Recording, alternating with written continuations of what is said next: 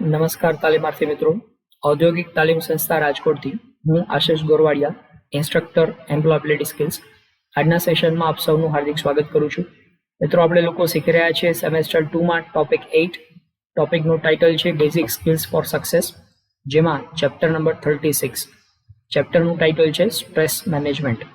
Stress Gujarati ભાષામાં કહીએ તો તણાવ. તો મિત્રો, આપણે જીવનના ઘણા બધા તબક્કાઓમાં તણાવ એટલે કે સ્ટ્રેસની અનુભૂતિ કરતા હોઈએ છીએ. તો આ સ્ટ્રેસ શું છે અને આપણને શા માટે અસર કરે છે, કેવી રીતે અસર કરે છે, એના વિશેની વાત આપણે આ ચેપ્ટરમાં સમજવાના છીએ. તો હવે મિત્રો શરૂ કરીએ. Stress management. સ્ટ્રેસ એટલે કે તણાવ કે ચિંતા. સ્ટ્રેસ એ ઓછા વધતા પ્રમાણમાં અસ્તિત્વ ધરાવતું જીવનનું એક સત્ય છે. આપણા જીવનમાં એ ખૂબ જ આવશ્યક દૂષણ સમાન છે. મતલબ કે સ્ટ્રેસ હોવું એ આવશ્યક છે, પણ સ્ટ્રેસનો અતિરેક થવો એ આપણા માટે નુકસાનકારક છે. તમે જ્યાં પણ હોય, જે પણ કામ કરતા હોય, સ્ટ્રેસનું અસ્તિત્વ હોવાનું જ છે. આપણે તેને નિયંત્રણમાં રાખી શકીએ છીએ, ઘટાડી શકીએ છીએ અને સ્ટ્રેસને ઘણી વખત આપણે ઉપયોગી પણ બનાવી શકીએ છીએ. પરંતુ સ્ટ્રેસ છે એને સંપૂર્ણપણે ક્યારેય નાબૂદ કરી શકાતા નથી. Stress is emotional, physical, mental and behavioural reaction. Stress શું છે? તો કે ઇમોશનલ એટલે કે આપણા લાગણીસભર, ફિઝિકલ એટલે શારીરિક, મેન્ટલ એટલે માનસિક અને બિહેવિયરલ એટલે કે આપણા વર્તનને લગતા રિએક્શન એટલે પ્રતિક્રિયાઓ છે to perceived demand or threat due to which a person experiences frustration and disappointment. તો આ લાગણીને કારણે, શારીરિક બાબતો, માનસિક બાબતો કે વર્તનને કારણે વ્યક્તિની ઉપર એવા પ્રકારનું જોખમ ઉત્પન્ન થાય છે કે જે જોખમને કારણે માણસ છે ફ્રસ્ટ્રેશન અથવા તો ડિસઅપોઇન્ટમેન્ટ એટલે કે ફ્રસ્ટ્રેશનનો મતલબ થાય છે તણાવ અનુભવવો, અથવા તો ડિસઅપોઇન્ટમેન્ટ એટલે કે નાસીપાસ થવું. આમ તણાવ કે નાસીપાસ નો અનુભવ જ્યારે વ્યક્તિ કરતો હોય છે ત્યારે એ વ્યક્તિ સ્ટ્રેસ અનુભવી રહ્યો છે એમ કહી શકાય. તો એને ગુજરાતીમાં આપણે જો સમજીએ તો સ્ટ્રેસ એટલે કાલ્પનિક અસાધારણ માંગ કે ધમકીઓના પરિણામે હતાશા કે નાસીપાસ વ્યક્તિઓ દ્વારા આચરવામાં આવતું ઉગ્ર, ભાવનાશીલ, શારીરિક કે માનસિક અસાધારણ વર્તન છે. તો વ્યક્તિ દ્વારા જ્યારે આ પ્રકારની એની ઉપર અસાધારણ માંગ કે ધમકીઓને કારણે એનું વર્તન અસાધારણ બની જાય તો એ વ્યક્તિ સ્ટ્રેસમાં છે એમ કહી શકાય. હવે ટાઈપ્સ ઓફ સ્ટ્રેસ એટલે કે સ્ટ્રેસ કયા કયા પ્રકારનું હોય એના વિશેની વાત કરીએ તો મનોવૈજ્ઞાનિક દ્વારા અલગ અલગ પ્રકારો બનાવવામાં આવ્યા છે સ્ટ્રેસના. કોઈક તેને અવધિના આધાર ઉપર વર્ગીકૃત કરે છે, જેમ કે શોર્ટ ટર્મ સ્ટ્રેસ અને લોંગ ટર્મ સ્ટ્રેસ. વળી અન્ય વૈજ્ઞાનિકો છે એ સ્ટ્રેસ એની અસર પ્રમાણે એનું વર્ગીકરણ કરતા હોય છે. પ્રોફેસર DM પેસ્તનજી કે જેમણે સ્ટ્રેસ અને વર્તણૂક પર ઘણું સંશોધન કર્યું છે, તેમણે સ્ટ્રેસના મુખ્ય 4 પ્રકારે વર્ગીકૃત કર્યું છે. તો આવો મિત્રો સમજીએ સ્ટ્રેસના અલગ અલગ પ્રકારો. જેમાં પહેલો પ્રકાર છે પોઝિટિવ સ્ટ્રેસ અથવા તો ગુડ સ્ટ્રેસ, જેને નામ આપવામાં આવ્યું છે યુ સ્ટ્રેસ. આ યુનો મતલબ થાય છે ગુડ. તો ગુડ સ્ટ્રેસ એટલે કે જે તણાવ છે એ તમારા માટે સારો છે. તો જે સ્ટ્રેસના પરિણામે વ્યક્તિમાં જિજ્ઞાસા વૃત્તિ વધે અને તેના પરિણામે કાર્ય ઝડપથી થાય તે પ્રકારનો સ્ટ્રેસ એને હકારાત્મક સ્ટ્રેસ એટલે કે યુ સ્ટ્રેસ તરીકે ઓળખવામાં આવે છે. સાધારણ વ્યક્તિ આ ગુણને સ્ટ્રેસ ગણતી નથી, પરંતુ તેને ઉત્સાહ કે જુસ્સા તરીકે જોવે છે. તો કોઈ કામ કરવાનો જુસ્સો કે કોઈ કામ કરવાનો ઉત્સાહ છે એ પોઝિટિવ સ્ટ્રેસ છે. દાખલા તરીકે તમે સાયકલ રેસની અંદર પાર્ટિસિપેટ કરો છો અને આ રેસમાં જીતવા માટેનો તમારો જે પ્રયત્ન છે, બરાબર, તમારો મિત્ર અને તમે બંને સાયકલ રેસમાં ભાગ લીધો છે. તમારો મિત્ર તમારાથી થોડોક આગળ નીકળી ગયો છે. હવે તમે તમારા મિત્રથી આગળ નીકળવા માટે જે ઉત્સાહ દર્શાવો છો, જે જુસ્સો દર્શાવો છો, એ જુસ્સો એક પ્રકારનો સ્ટ્રેસ છે, પરંતુ એ જુસ્સો તમારા માટે ફાયદાકારક છે, કારણ કે તમને એનેથી તમારા વિક્ટરી સુધી, તમારી જીત સુધી એ તમને પહોંચાડશે. તો આ પ્રકારનો જે જુસ્સો, જે હકારાત્મક છે, એને યુ સ્ટ્રેસ તરીકે ઓળખવામાં આવશે. હકારાત્મક સ્ટ્રેસની વિશેષતાઓ જોઈએ તો આ વ્યક્તિને મોટિવેટ કરીને કાર્યને ઝડપી બનાવે છે. હકારાત્મક સ્ટ્રેસ જો માણસ ઉપર આપવામાં આવે તો એ વ્યક્તિ વધુ ઝડપથી કાર્ય કરશે અને એ મોટિવેટ થશે. તે કાર્ય પર વ્યક્તિના ધ્યાનને કેન્દ્રિત કરે છે અને વ્યક્તિની કાર્યક્ષમતામાં વધારો કરે છે. જેમ આપણે ઉદાહરણ જોયું કે સાયકલ રેસની અંદર તમારા મિત્રથી તમે આગળ વધવા માંગો છો તો એનેથી તમારી કાર્યક્ષમતામાં વધારો થશે. આ તમારું પોઝિટિવ સ્ટ્રેસ છે. તમે તમારું કામ ઉપર તમારું ધ્યાન કેન્દ્રિત થશે અને તમે વધુ ઝડપથી સાયકલ ચલાવશો અને તમે સાયકલ રેસમાં જીતી જશો. તો આમ આ પોઝિટિવ સ્ટ્રેસ છે એ તમારી કાર્યક્ષમતામાં વધારો કરે છે. તે ટૂંકા ગાળા માટે અસ્તિત્વ ધરાવે છે. આ પોઝિટિવ સ્ટ્રેસ છે એ તમારો ધ્યેય પ્રાપ્ત થાય ત્યાં સુધી અસ્તિત્વ ધરાવશે. ધ્યેય પ્રાપ્ત થઈ ગયો ત્યાર પછી એ સ્ટ્રેસ છે એ દૂર થઈ જશે. તે વ્યક્તિને શારીરિક અને માનસિક રીતે ઓછું નુકસાન કરે છે. ક્યારેક તે લાંબા ગાળાનું નુકસાન અટકાવે છે. આ પોઝિટિવ સ્ટ્રેસ હોય તો એનાથી માણસની અંદર હકારાત્મકતાનો વિકાસ થાય છે અને હકારાત્મકતાનો વિકાસ થવાને કારણે એને નુકસાન થતું અટકે છે. ત્યારબાદ નેક્સ્ટ જોઈએ તો નેગેટિવ સ્ટ્રેસ અથવા તો બેડ સ્ટ્રેસ, જેને ડિસ્ટ્રેસ તરીકે પણ ઓળખવામાં આવે છે. જે સ્ટ્રેસ વ્યક્તિના માનસિક અશાંતિ કે અસ્વસ્થતા ઉત્પન્ન કરે, સ્વાસ્થ્ય સંબંધી પ્રશ્નો ઉપસ્થિત કરે તેવા સ્ટ્રેસને નકારાત્મક સ્ટ્રેસ કહેવાય છે. વ્યવહારમાં સાધારણ રીતે આ પ્રકારનો સ્ટ્રેસ છે એને જ સ્ટ્રેસ ગણવામાં આવતું હોય છે. આ પ્રકારનો સ્ટ્રેસ જ્યારે વ્યક્તિમાં સ્ટ્રેસનું લેવલ ખૂબ જ ઊંચું હોય, જેને કહીએ એક્સ્ટ્રીમ સ્ટ્રેસ, અથવા તો ખૂબ જ નીચું સ્ટ્રેસ જેને સ્લાઇટ ઓર નિયર સ્ટ્રેસ કહેવામાં આવે, ત્યારે આ પ્રકારનું સ્ટ્રેસ ઉપસ્થિત થતું હોય છે. નકારાત્મક સ્ટ્રેસના બે પ્રકારો બનાવી શકાય, જેમાં છે લઘુ સ્ટ્રેસ એટલે કે એક્યુટ સ્ટ્રેસ. આ પ્રકારનો સ્ટ્રેસ છે અલ્પ સમય માટે હોય છે. કામનું ઊંચું ભારણ હોય, નાનો અકસ્માત થાય, શારીરિક પ્રવૃત્તિમાં વધારો થાય, અચાનક મીટિંગ અટેન્ડ કરવાની આવે, આ પ્રકારની જે ઘટનાઓ છે એને કારણે જે સ્ટ્રેસ ઉત્પન્ન થતું હોય છે આ સ્ટ્રેસ છે એક્યુટ સ્ટ્રેસ કહેવાય. દાખલા તરીકે તમે કંપનીમાં કામ કરો છો અને તમારા બોસ છે એના દ્વારા અચાનક મીટિંગનું આયોજન કરવામાં આવ્યું છે અને તમને મીટિંગ માટેની કોઈ પૂર્વ તૈયારી કરી નથી. તમને કામ સોંપવામાં આવ્યું હતું, એ કામ તમે ભૂલી ગયા છો અને તમે તૈયારી વગર મીટિંગ અટેન્ડ કરવાના છો, તો તમારી અંદર તરત જ સ્ટ્રેસ ડેવલપ થશે કે બોસ મને શું પૂછશે, હું શું જવાબ આપીશ, હું જવાબ નહીં આપી શકું તો શું થશે. આ તમારા વિચારો જે શરૂ થયા આ એકદમ ટૂંકા સમય માટે છે. મીટિંગ પૂરી ન થાય ત્યાં સુધી તમારે આ પ્રકારના સ્ટ્રેસનો સામનો કરવો પડશે. મીટિંગ પૂરી થઈ જશે, તમે જવાબ આપી દીધો, તમારું કામ પૂરું થઈ ગયું, તો પછી આ સ્ટ્રેસ છે એ ત્યાં પૂર્ણ થઈ જશે. તો આ ટૂંકા સમય માટેનું સ્ટ્રેસ છે. આ પ્રકારના સ્ટ્રેસથી માથું દુખવું, હાર્ટબીટ વધી જવા, બેક પેઇન થવું, આ બધા પ્રકારની શારીરિક તકલીફો થાય છે. જો આ પ્રકારનું સ્ટ્રેસ છે સારવાર બાદ દૂર થઈ શકે છે. ત્યારબાદ દીર્ઘકાલીન સ્ટ્રેસ, જેને કહેવાય છે ક્રોનિક સ્ટ્રેસ. ક્રોનિક સ્ટ્રેસ આ એ પ્રકારનો સ્ટ્રેસ છે કે જે ઘણી વખત મહિનાઓ સુધી કે વર્ષો સુધી, લાંબા સમય સુધી વ્યક્તિ ઉપર અસર કરતું હોય છે. આ પ્રકારનું સ્ટ્રેસ છે એ વ્યક્તિને શારીરિક, માનસિક અને પોતાના સમગ્ર જીવનમાં ખૂબ જ મોટું નુકસાન પહોંચાડી શકે છે, વ્યક્તિને રોગી બનાવી શકે છે. આ સ્ટ્રેસના પરિણામે વ્યક્તિ પોતાની ક્ષમતા કે શક્તિઓ ઉપર સંદેહ કરવા માંડે છે.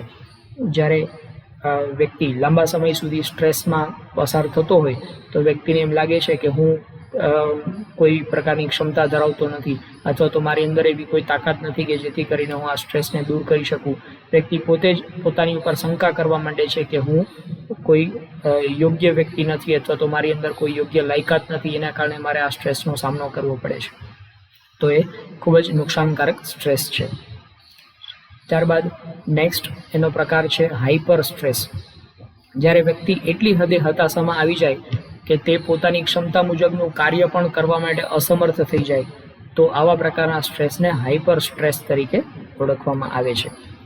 કામનું ખૂબ જ ઊંચું ભારણ કે અતિ કામકાજ તેમજ ખૂબ જ વ્યસ્ત રહેતી વ્યક્તિ છે એ આ પ્રકારના હાઈપર સ્ટ્રેસમાં સરી જતો હોય છે. જ્યારે વ્યક્તિને પુષ્કળ કામ કરવાનું આવતું હોય અથવા તો એના ધ્યેયો છે એ પ્રાપ્ત ન કરી શકે એટલું એની ઉપર બર્ડન આપવામાં આવતું હોય, તો આવા સંજોગોમાં હાઈપર સ્ટ્રેસનો સામનો કરતો હોય છે વ્યક્તિ.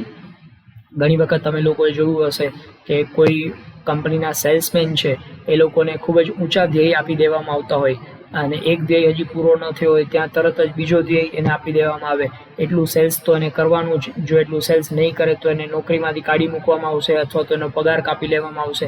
આ પ્રકારની ધાક ધમકીઓ આપવામાં આવતી હોય તો એવા સંજોગોમાં એને જે સ્ટ્રેસનો સામનો કરવો પડે છે એ હાઇપર સ્ટ્રેસ તરીકે ઓળખવામાં આવશે. જ્યારે વ્યક્તિ હાઇપર સ્ટ્રેસથી પીડાતો હોય ત્યારે ખૂબ જ સાધારણ કામ માટે પણ ઉગ્ર પ્રતિક્રિયા આપે છે. મતલબ કે હાઇપર સ્ટ્રેસને કારણે વ્યક્તિ છે એ ચીડિયા સ્વભાવનો બની જતો હોય છે, વારંવાર એને ગુસ્સો આવતો હોય છે અને એ જીવનમાં નિરાશા નો અનુભવ કરતો હોય છે. ત્યારબાદ નેક્સ્ટ પ્રકાર છે હાઇપોસ્ટ્રેસ. હાઇપોસ્ટ્રેસ એ જ્યારે સંપૂર્ણપણે હતાશા કે સંપૂર્ણપણે નાસીપાસ થઈ જાય જ્યારે વ્યક્તિ, ત્યારે જે સ્ટ્રેસ છે એ હાઇપોસ્ટ્રેસ છે. આ સૌથી ઉચ્ચ પ્રકારનો સ્ટ્રેસ છે. સ્ટ્રેસની આ અંતિમ સ્થિતિ દર્શાવે છે. આ સ્ટ્રેસથી પીડાતા વ્યક્તિને ચોક્કસ મનોચિકિત્સકની સારવારની જરૂર પડે છે. આ મનોચિકિત્સકની સારવાર વગર આ પ્રકારના સ્ટ્રેસમાંથી બહાર આવી શકાતું નથી. ત્યારબાદ સોર્સિસ ઓફ સ્ટ્રેસ. માણસને એવા કયા કયા પ્રકારના અનુભવો છે જેને કારણે સ્ટ્રેસ ઉત્પન્ન થતો હોય છે. તો સંસ્થાકીય સ્ટ્રેસની વાત કરીએ, ઓર્ગેનાઇઝેશનલ સ્ટ્રેસર્સ, મતલબ કે માણસ જે જગ્યાએ કામ કરે છે ત્યાં કામના સ્થળ ઉપર અલગ અલગ પ્રકારની ઘટનાઓ બને છે જેને કારણે એને સ્ટ્રેસનો સામનો કરવો પડે છે. દાખલા તરીકે જોબ સેટિસ્ફેક્શન. તમે જે જગ્યાએ કામ કરો છો એ કામમાંથી તમને સંતોષ નથી મળતો, જોબ સેટિસ્ફેક્શનનો અભાવ છે, તો એને કારણે તમને સ્ટ્રેસ ઉત્પન્ન થશે. વર્કપ્લેસ એન્વાયરમેન્ટ એટલે કામના સ્થળનું જે વાતાવરણ છે એ વાતાવરણ તમારા માટે અનુકૂળ ન હોય તો એને કારણે સ્ટ્રેસ ક્રિએટ કરશે. Organisational structure.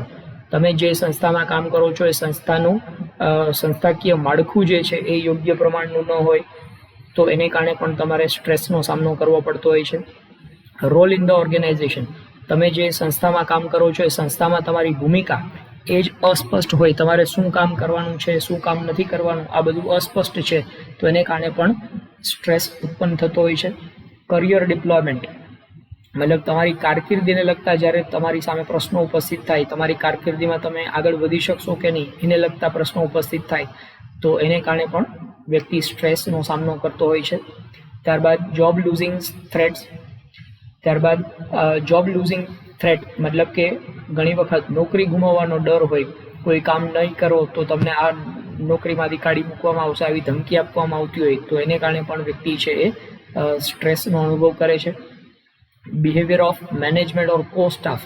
મતલબ કે તમારા સહકર્મચારીઓ છે અથવા તમારા મેનેજમેન્ટના ઉપરી અધિકારીઓ છે એ લોકોનું બિહેવિયર છે, એ બિહેવિયરને કારણે પણ સ્ટ્રેસ ઉત્પન્ન થતો હોય છે. ઘણી વખત ઉપરી અધિકારીઓ દ્વારા વારંવાર ધાક ધમકી આપવામાં આવતી હોય અથવા તો સહકર્મચારીઓ છે એ મિત્રતાપૂર્વકનું વર્તન ન કરતા હોય તો એને કારણે પણ વ્યક્તિમાં સ્ટ્રેસ ઉત્પન્ન થતો હોય છે.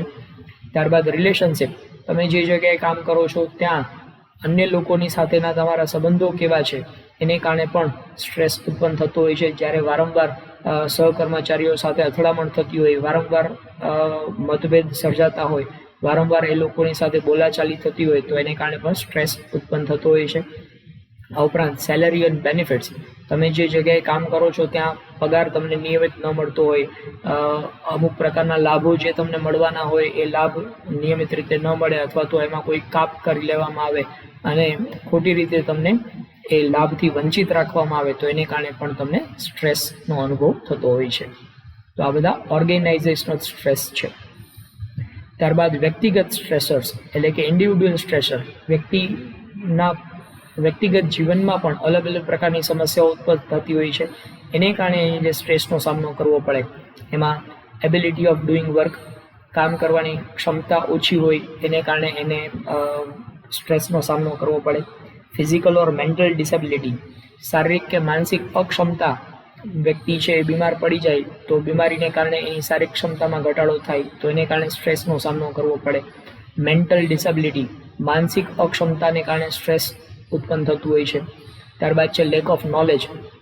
કોઈ વ્યક્તિમાં જ્ઞાનનો અભાવ, એને જે કામ સોંપવામાં આવ્યું છે પણ એ કામ એની પાસે એના વિશેનું જ્ઞાન જ નથી તો એને કારણે પણ સ્ટ્રેસ ઉત્પન્ન થતું હોય છે.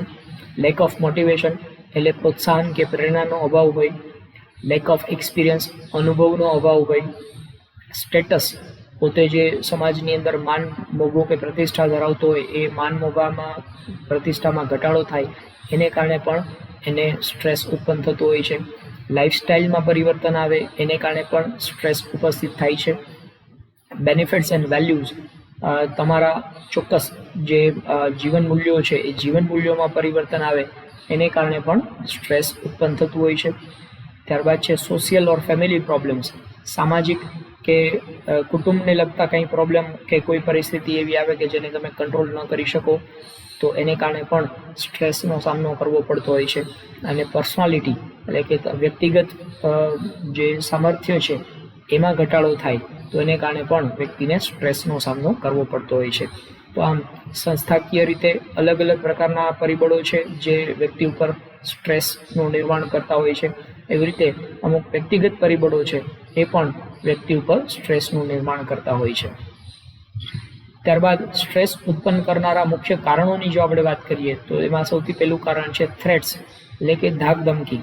જ્યારે તમને કોઈ કામ પૂરું કરવા માટે કે કોઈ વસ્તુ માટે ધાક ધમકી આપવામાં આવતી હોય તો એને કારણે માણસ છે સ્ટ્રેસ અનુભવતો હોય છે. દાખલા તરીકે તમે જે ઓર્ગેનાઇઝેશનમાં કામ કરો છો એમાં તમને એવી ધમકી આપવામાં આવે કે ભાઈ આટલા ટાઈમમાં આટલું કામ તો થઈ જ જવું જોઈએ, જો એ નહીં થાય તો તમને નોકરીમાંથી કાઢી મૂકવામાં આવશે અથવા તો તમારો પગાર કાપી લેવામાં આવશે. આવા પ્રકારની ધમકીથી માણસ સ્ટ્રેસનો અનુભવ કરતો હોય છે.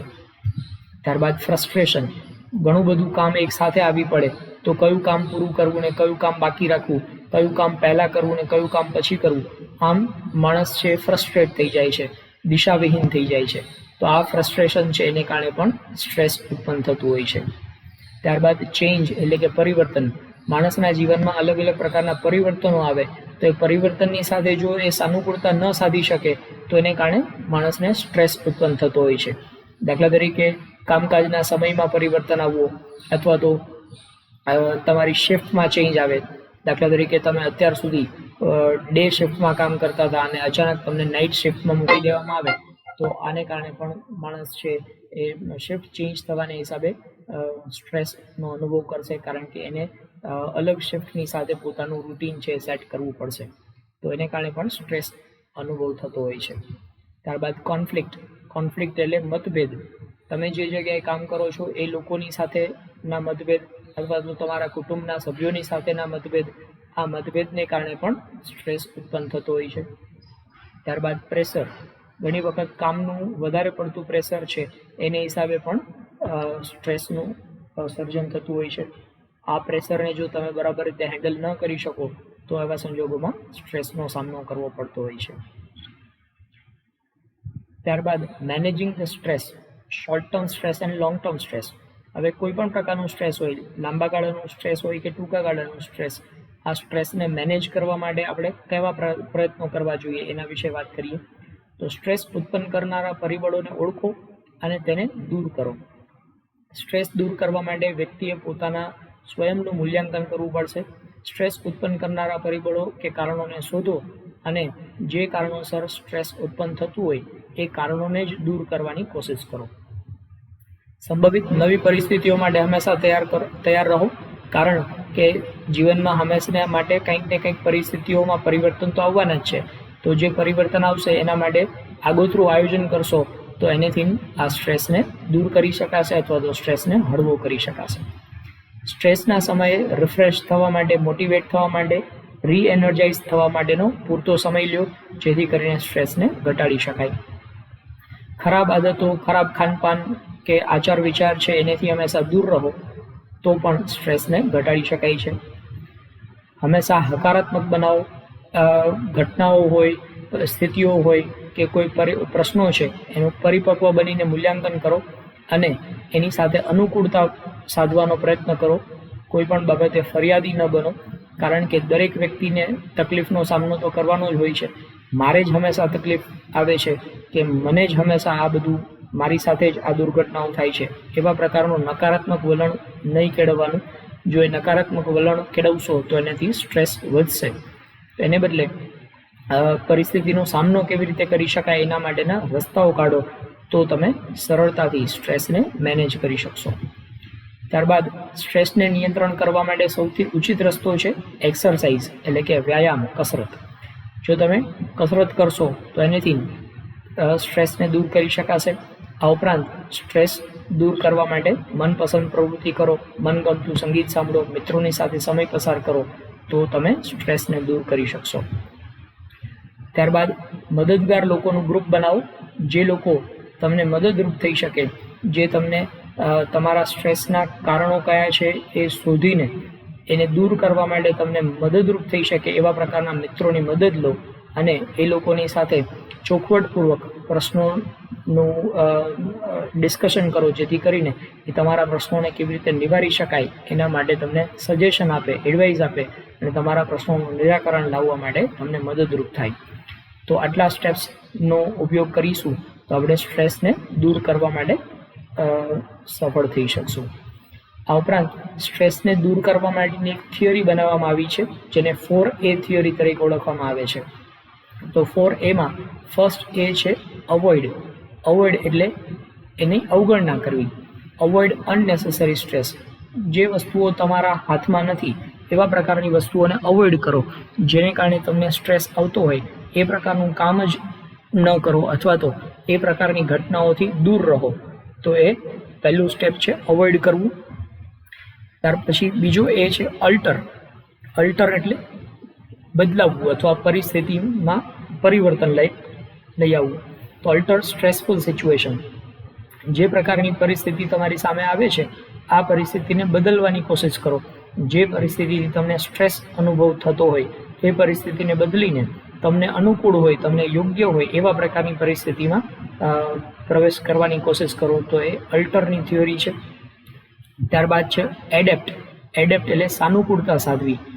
જે પરિસ્થિતિ ને પરિવર્તિત કરી શકાય એવી શક્યતા ન હોય એ પરિસ્થિતિની સાથે પોતાની જાતને સાનુકૂળ બનાવવાની કોશિશ કરો, પોતાની જાતને એની અંદર ઢાળવાની કોશિશ કરો, તો ઓટોમેટિક છે સ્ટ્રેસ છે દૂર થઈ જશે.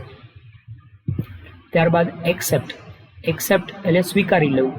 Accept the things you can't change. અમુક પરિસ્થિતિઓ એવી હોય છે કે જેને આપણે બદલી શકતા નથી. તો આપણે નથી બદલી શકતા તો આપણે એને સ્વીકારી લેવાનું કે હવે આ જ પરિસ્થિતિમાં આપણે જીવવાનું છે.